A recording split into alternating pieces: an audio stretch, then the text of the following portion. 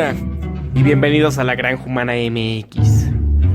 En este videoprograma vamos a continuar esta saga de los gigantes de la antigüedad. ¿Existieron realmente? Las excavaciones en Jericó han revelado que es una de las ciudades más antiguas. Fue ocupado continuamente, con interrupciones y destrucciones ocasionales, desde alrededor del año 8000 a.C.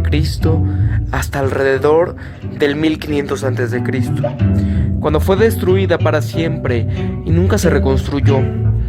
Para nuestros propósitos, aquí nos referimos al periodo de la Edad de Bronce.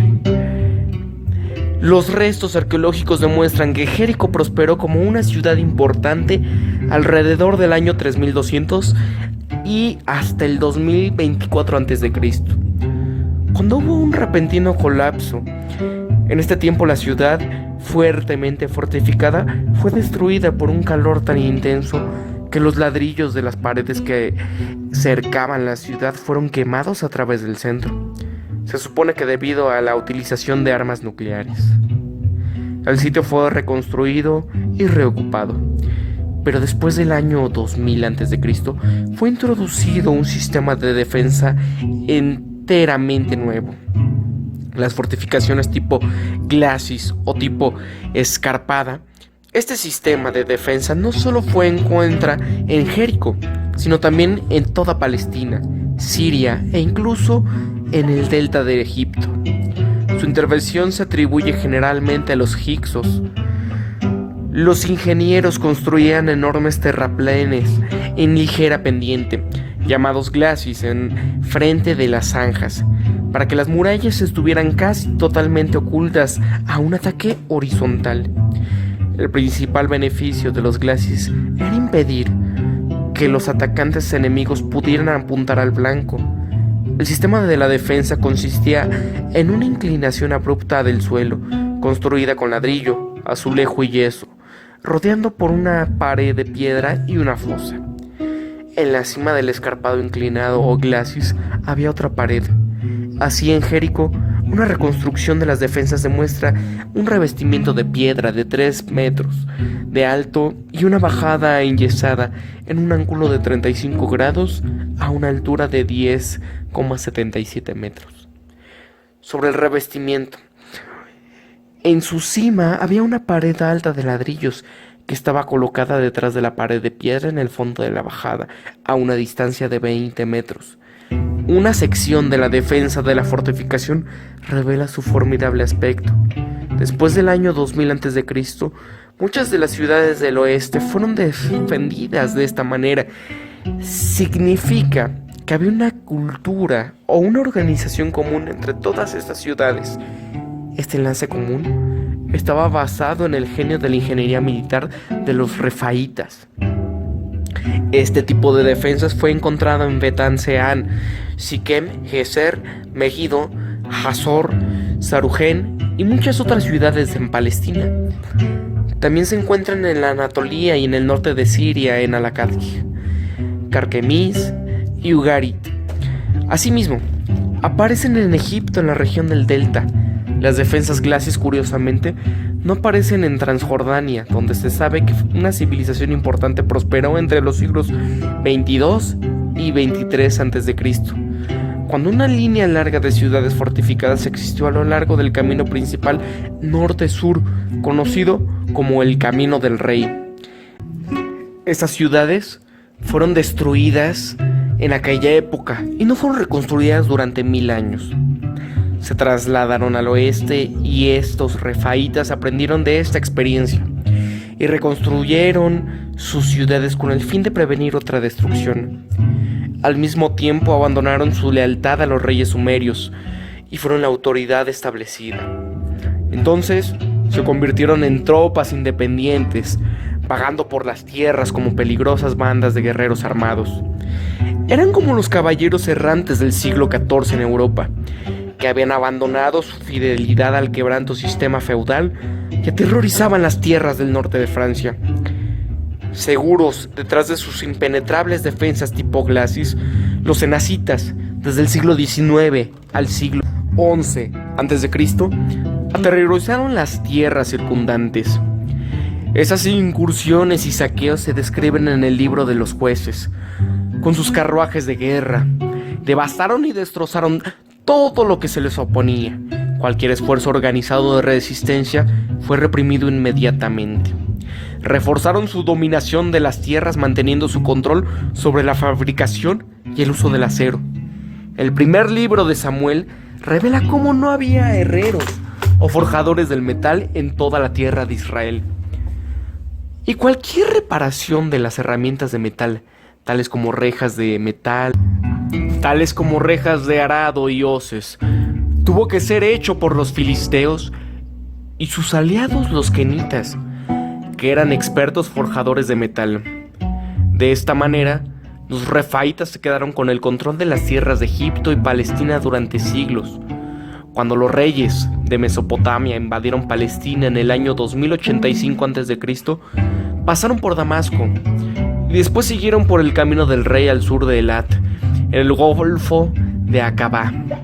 Esta ruta les llevaba hasta las ciudades de los refaítas, que tenían un tipo de línea Maginot, que se extendió a lo largo del Transjordania, para proteger la tierra de Palestina contra tal incursión. El poder de los reyes invasores se calculaba en unos 800,000 guerreros, según el Haggadah, que aplastaron estas ciudades fortificadas, pero nunca las reconstruyeron, y la tierra permaneció abandonada por 1000 años. En el Génesis se describe de la siguiente ruta.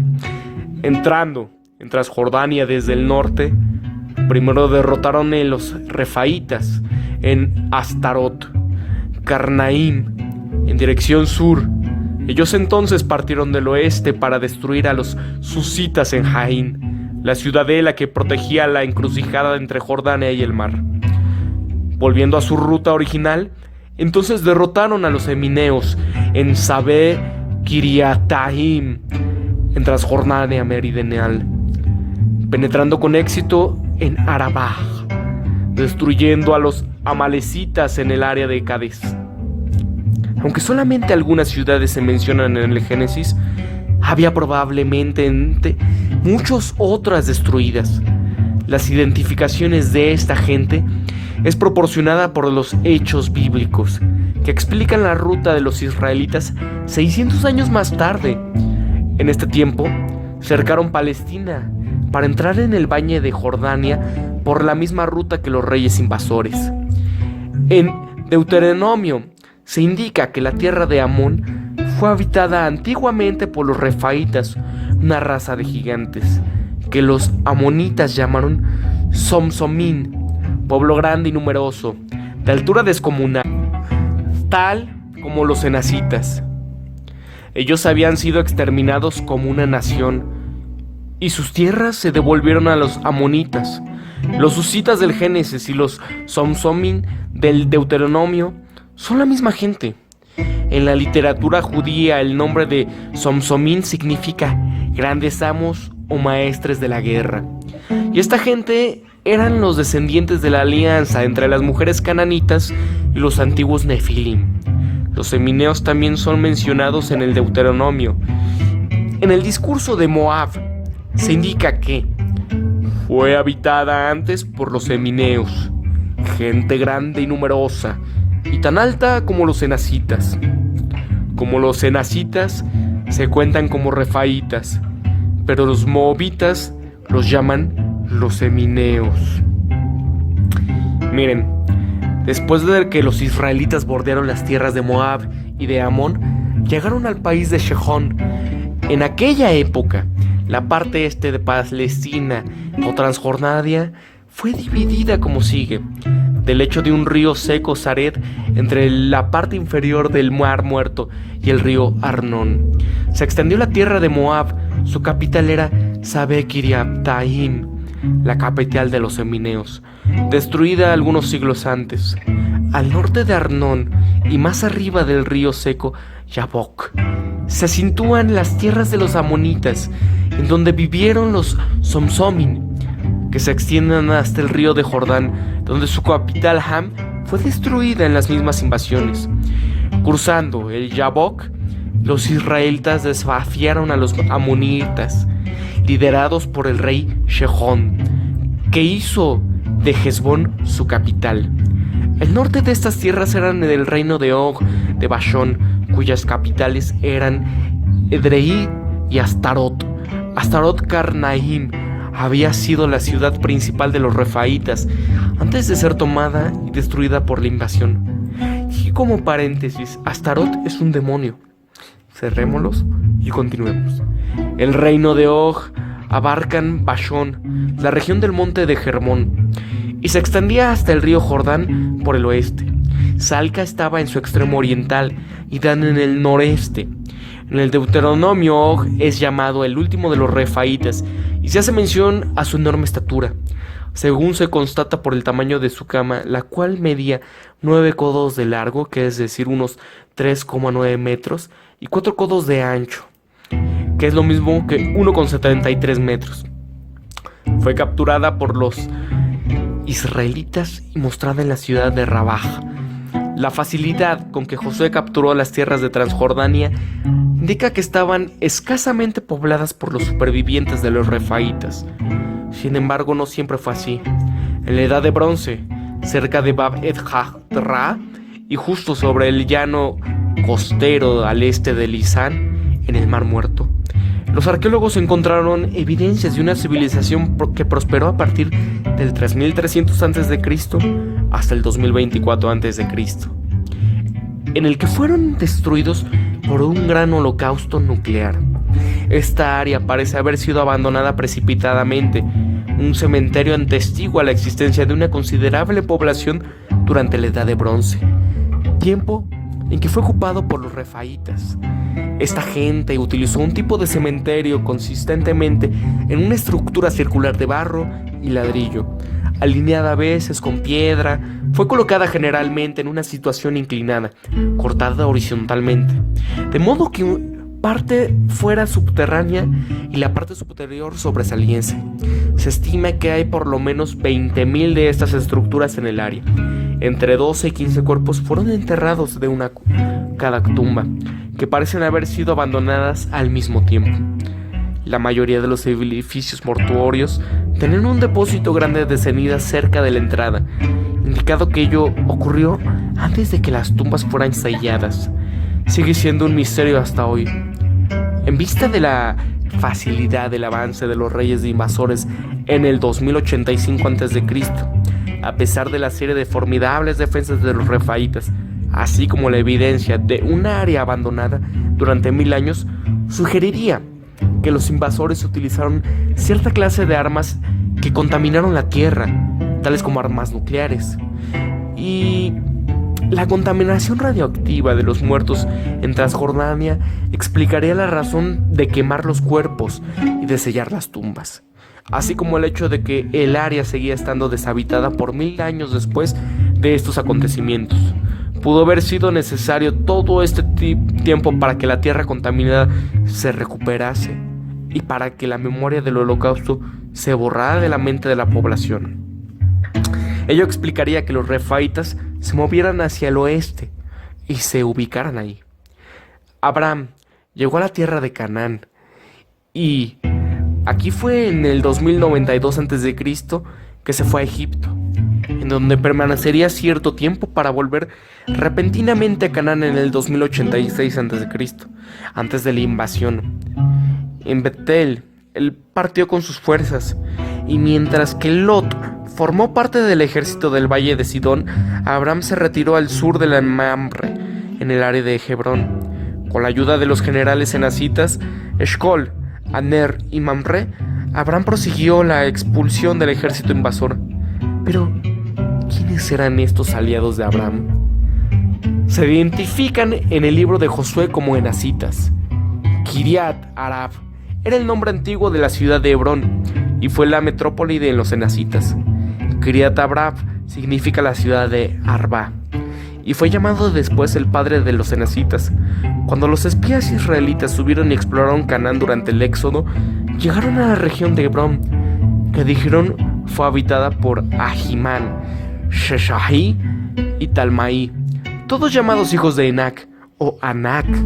Estos hijos son descritos como Nefilim y eran de estatura extraordinaria. Los nombres de los hijos de Enac no aparecen en otra parte del Antiguo Testamento, probablemente porque no son de origen semítico, y cabe resaltar, sin embargo, que en la lista de los reyes hicsos que gobernaron Egipto, uno lleva el nombre de Sheshai. Tal como los amalecitas, los enacitas son vilipendiados por las escrituras hebreas. Los amalecitas habían evitado que los israelitas entraran directamente en Canaán después de su fuga de Egipto. Cuando los israelitas finalmente se establecieron en Canaán, unos 40 años más adelante les dijeron, según José, que los enacitas fueron eliminados de las tierras de Judá y de Israel. Por aquel tiempo combatió Josué y mató a los enacitas o enaseos, o gigantes de las montañas, y los desarraigó de Hebrón. Y David y Anab y todos los montes de Judá y de Israel asolado sus ciudades. Ni uno siquiera dejó de la raza de los enaces en la tierra de los hijos de Israel, sino lo que quedaron en las ciudades de Gezá y de Get y de Azoto.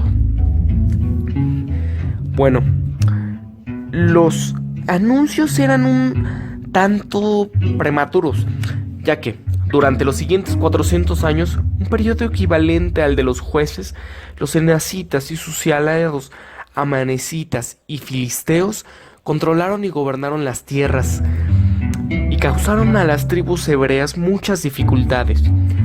No se da ninguna razón para una política tan blanda hacia la gente de Enac.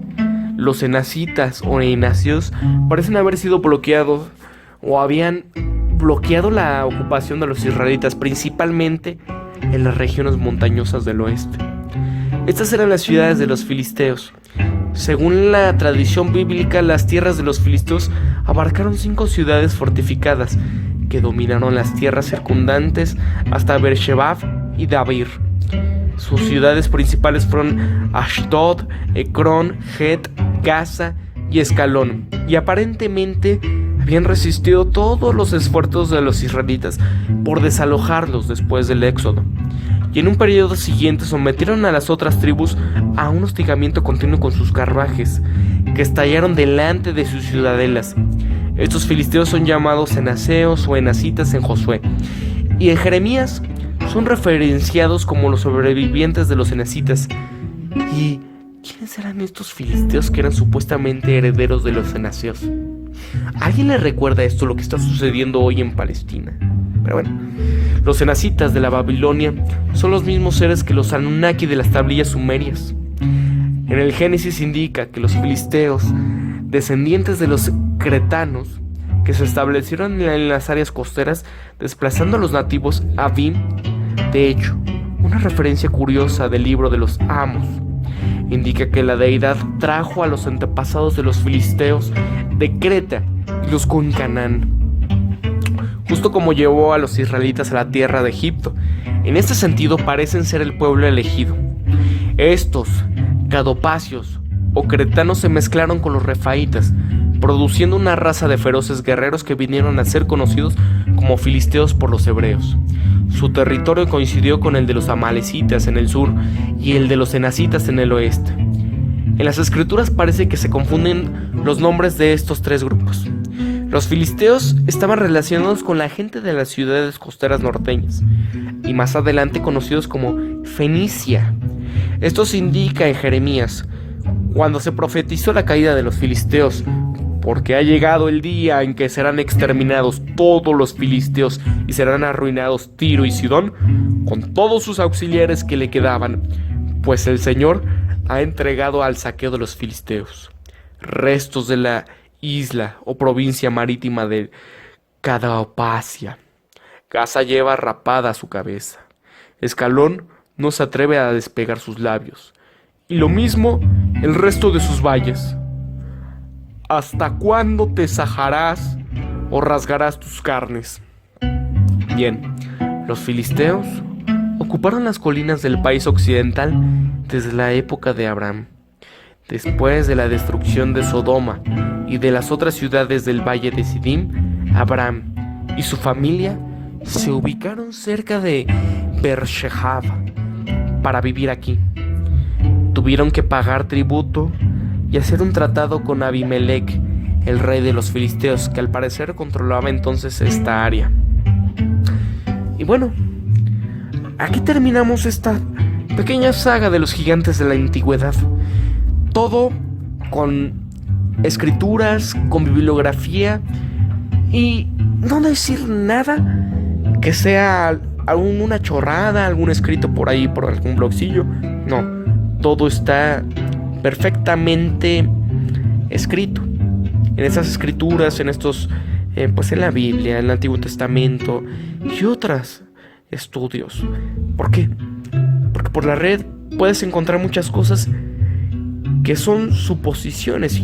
Esto es una escritura, esto es historia, que si bien cabe en cada quien agarrarlo, tomarlo como algo deportivo, pero es algo entre comillas oficial. Esperemos que les haya gustado.